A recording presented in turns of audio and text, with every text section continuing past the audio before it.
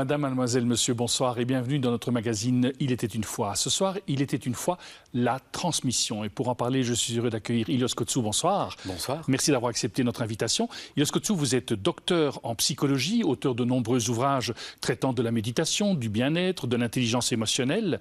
Vous êtes également cofondateur de l'ASBL Émergence et vous venez de publier avec d'autres auteurs un livre intitulé « Transmettre » avec comme sous-titre « Ce que nous apportons les uns les autres ». Alors, pourquoi un tel livre sur la transmission ?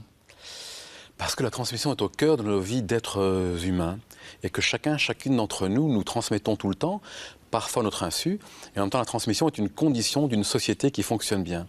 Et transmettre, c'est un petit peu comme être ce trait d'union entre tout ce que l'on a reçu, tout ce que l'on reçoit et tout ce que l'on va redonner. Et donc c'est ce très beau mouvement qui vient de recevoir à donner, qu'on peut qualifier de transmission. Alors là, oui, je vous en prie. La transmission, ici on a choisi d'aborder les aspects lumineux de la transmission, mais bien sûr il faut reconnaître que dans la transmission on transmet aussi des difficultés, des traumatismes, des comportements injustes et ainsi de suite. Alors, que souhaitons-nous transmettre en fait? Qu'est-ce que nous souhaitons léguer? Alors je crois que c'est justement ça la question du livre. Donc le livre, il n'est pas là pour apporter la réponse à ce que nous souhaitons transmettre ou léguer, mais plutôt d'aborder cette question avec des angles différents, en montrant que c'est un enjeu très important et que la plupart d'entre nous, je crois qu'on a envie de transmettre de belles choses, par exemple à nos enfants, même si la transmission n'est pas seulement de parents à enfants, de grands-parents et ainsi de suite. Et ce qu'on voulait montrer dans ce livre aussi, c'est que ce que nous transmettons, c'est bien plus ce que nous sommes que ce que nous racontons. Le poète Emerson disait « Ce que tu es parle tellement fort qu'on n'entend plus ce que tu dis ». Il y a énormément d'études qui montrent que c'est réellement par les comportements que l'on transmet plutôt que par les mots. Et donc cette question, alors elle va nous interpeller chacune d'entre nous à justement savoir que voulons-nous transmettre réellement et est-ce que nous incarnons tout à fait imparfaitement, bien sûr, mais au quotidien, ce que nous voulons transmettre. Un de mes amis, le psychiatre Edelmax, dit de manière très juste, si on prêche le respect à un enfant, on ne lui apprend pas le respect, on lui apprend à prêcher. Et si on veut réellement apprendre le respect à un enfant, est-ce que la seule possibilité n'est-elle pas de d'abord le respecter et lui montrer des exemples de comportements de respect ? Ce qui veut dire que la transmission, ce n'est pas seulement un savoir que l'on transmet à une génération suivante, c'est vraiment une attitude. Exactement. On peut dire que le savoir est tellement important, bien sûr, et qu'on peut le communiquer. On peut le communiquer par cette émission, par exemple. On peut communiquer quelque chose aux hommes, aux femmes qui nous écoutent. Mais la transmission, elle n'est pas seulement transmettre une information dans l'espace, entre nous ici et les personnes qui nous regardent. C'est quelque chose qui va se transmettre dans la durée, dans le temps, qui va s'inscrire dans le temps. Et pour cela, il y a besoin d'une forme d'incarnation. C'est important que nous incarnions ce que nous voulons transmettre. Alors ça dépend bien sûr de nous, est-ce qu'on incarne pour notre environnement, ce qu'on veut transmettre, mais c'est beaucoup plus large que ça aussi. On a remarqué par exemple que les conditions même matériel, influence la manière dont les personnes vont réagir. On sait par exemple que si on a un mur sur lequel il y a des graffitis, les personnes vont être beaucoup plus nombreuses à jeter des papiers par terre. Et donc l'environnement lui-même est un vecteur de transmission. Alors, on parle souvent de la transmission de manière très verticale, mais dans le livre, vous parlez de transmission verticale, mais également de transmission horizontale. Oui. Bien sûr, on a tous des choses à se transmettre dans notre manière d'être en relation les uns avec les autres. Donc voilà, avec nos collègues, nos amis, et puis même les personnes qu'on rencontre au quotidien. On sait par exemple que si vous êtes témoin d'un acte altruiste, prosocial, en sortant de chez vous, vous voyez quelqu'un qui aide une personne qui est tombée dans la rue ou a changé le pneu d'une voiture, ça va augmenter de 50% la probabilité que vous-même vous vous comportiez de cette manière-là. Et donc chacun de nos comportements, quel qu'il soit, le plus infime qu'il soit, va avoir un impact sur les autres sans que nous le sachions en fait. Alors bien sûr, tous nos petits comportements du quotidien vont impacter les autres. Et ce qui est génial, c'est que des études ont montré qu'il y a vraiment une chaîne positive qui peut se déclencher d'un tout petit comportement positif. On peut impacter un grand nombre de personnes jusqu'à 3 degrés de séparation. Donc on va impacter des personnes qu'on ne connaît pas jusqu'à 3 degrés de séparation. Alors cette étude, elle a été faite par des chercheurs américains, notamment de Harvard. qui étudiait les déterminants des maladies cardiovasculaires. Et alors, dans une petite ville où ils ont vraiment dessiné toutes les relations et les comportements des personnes, ils ont remarqué bien sûr que non seulement nos choix, nos habitudes alimentaires, nos choix électoraux vont influencer les gens autour de nous, mais aussi nos comportements altruistes. Et donc, par un petit comportement généreux, je vais influencer les personnes autour de moi.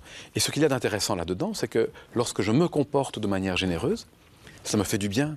Et donc ça me renforce dans l'idée de continuer à me comporter ainsi. La personne qui est en face de moi, elle va ressentir de la gratitude. Ce qui, elle aussi, va la motiver à elle-même devenir une personne meilleure et à elle-même avoir des comportements altruistes par la suite. Mais si simplement quelqu'un est témoin de cela, il va ressentir une émotion très importante socialement qu'on appelle l'élévation. Cette émotion qu'on ressent lorsqu'on est témoin de belles choses, des comportements, lorsqu'on lit la vie de Nelson Mandela, de Martin Luther King, de Saint François d'Assise et ainsi de suite.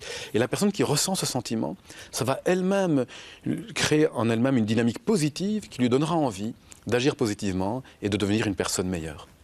D'une certaine manière, c'est de la transmission par contagion. Exactement, c'est exactement ça. C'est la transmission par contagion et cette théorie s'appelle la théorie de la contagion sociale, mais elle est très optimiste puisqu'elle nous montre qu'on a beaucoup plus de pouvoir que ce qu'on imagine. Et donc, ça nous amène, bien sûr, non pas à nous sentir coupables des comportements, mais à nous dire, tiens, chacune, dans des petites choses que l'on fait, dans un petit sourire, on peut avoir un effet sur les autres. Je pense à Magda Hollander-Lafont, cette dame magnifique, une survivante de la Shoah, qui racontait son désarroi lorsqu'elle a survécu, heureusement, au camp. Elle disait, dans les camps, je n'ai jamais pensé à mettre fin à mes jours. Mais en sortant, comme beaucoup de personnes, cette culpabilité qui fait, pourquoi ai-je moi survécu, et toutes ces personnes que j'ai laissées derrière moi, et elle descend à Namur, attirée par l'odeur du pain. Une belle histoire. Mais dans cette terrible souffrance qu'elle vivait, elle pense mettre fin à ses jours.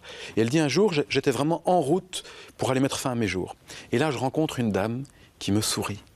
Et ce sourire-là, cette humanité qui l'a touchée profondément, droit au cœur d'un simple sourire, a changé sa vie en fait, parce qu'elle n'a pas mis fin à ses jours. Et donc, voilà, ce sourire qui semble être rien, il peut être tellement pour la personne qui le reçoit à ce moment-là. Quelque part, si je comprends bien, cette contagion, c'est un peu de l'ordre de la résilience. Tout à fait. Elle nous parle aussi de résilience, puisqu'il y a cette question dans la transmission. Peut-on transmettre ce qu'on n'a pas reçu? Et pour beaucoup d'entre nous, on a eu parfois des vies difficiles. Peut-on être un parent bienveillant si on a été maltraité, même physiquement, dans l'enfance? Bien sûr que oui. Alors, cela étant, je crois que pour transmettre quelque chose, il faut l'avoir en soi. Si on veut donner à boire à quelqu'un, si on n'a pas d'eau et qu'on meurt de soif soi-même, cela semble difficile. Mais ce n'est pas dû à notre passé, puisque nous pouvons, à n'importe quel moment de la vie, peut-être nous donner nous-mêmes ce que nous voudrions offrir aux autres. Et donc, si j'ai manqué de compassion, si j'ai manqué de générosité, si j'ai manqué d'amour, qu'est-ce qui m'empêche, à moi-même, de pouvoir commencer à m'offrir cela? Et si je peux m'offrir cela et peut-être me remplir de cette intention-là, de ces qualités-là, alors je peux bien sûr l'offrir, quelles que soient les circonstances de ma vie. Et je pense que là est aussi la résilience. Elle n'est pas dans ce que nous avons vécu, elle est justement dans la capacité que nous avons à entrer en relation différemment avec notre passé, et donc avec ce regard qui a changé. Parce que je ne peux pas changer mon passé, bien évidemment, mais ne puis-je pas changer le regard que je porte sur mon passé, et en changeant cette relation, alors tout à coup, le présent et l'avenir sont tellement plus vastes, tellement plus possibles, et je peux alors transmettre d'un passé difficile un message merveilleux de résilience, d'ouverture, de possibilité à mon environnement. Ilios Kotsou, merci beaucoup d'avoir pris le temps de nous présenter. Je rappelle ce livre que vous avez coécrit avec de nombreux auteurs et qui s'intitule « Transmettre ce que nous apportons les uns les autres », paru aux éditions Iconoclaste. Et si vous l'achetez, ne l'achetez pas pour ça, mais vous transmettez aussi quelque chose, puisque tous les droits d'auteur de ce livre vont financer des projets de solidarité pour des personnes qui ont moins de chance que nous, par exemple pour les sans-abri du SAMU social ou pour des enfants. Voilà, encore en plus, c'est une contagion heureuse. Nous arrivons déjà au terme de notre magazine. Merci d'être resté avec nous. Il ne me reste qu'à vous souhaiter une excellente soirée. À très bientôt.